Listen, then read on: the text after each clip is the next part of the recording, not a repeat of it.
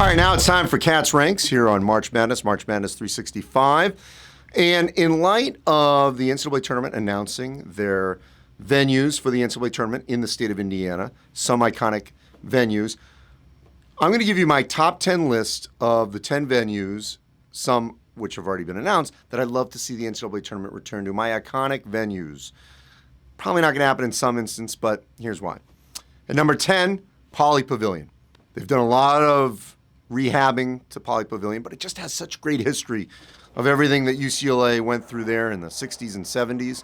I think it'd be cool. Let's bring the tournament to Pauley Pavilion, have UCLA host, bring back some of the greats from those Bruins teams. There's significance in Pauley. At number 9, Assembly Hall in Bloomington. So they're getting it, which I think is tremendous. It's unfortunate it probably won't be packed, but one of the iconic home courts in the sport. At number 8, I'm going to go old school here, and they do host this tournament, but I still love it. And that's the Huntsman Center in Salt Lake City, the home of the 1979 epic final between Bird and Magic, Indiana State, and Michigan State.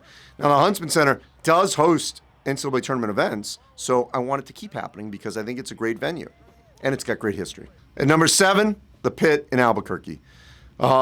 The tournament has been back many times since 1983 when NC State knocked off Houston. The Pit has changed a little, still needs to get more modern, but I still love what the Pit is about and its history that it has in the sport. Mile high and louder than ... Got to go down under the ground. At number 6, the Barn in Minnesota, the raised floor. Look, at the Final Four, there's a raised floor because it's the Dome. So why not first or second round? I think it'd be great. Bring back the Final Four. Don't have to go to the Target Center. Let's do it at the Barn. Limited seating. All right, number 5, Mackey Arena. Staying in the Big Ten. Big Ten, obviously, for obvious reasons, has tremendous facilities in terms of history. And the NCAA tournament will be at Mackey. But the way that sound reverberates off the top, love it. Number 4, another venue they're using, Hinkle. That's Hoosiers. And Butler's done a remarkable job of maintaining the history of Hinkle. Number 3, Cameron.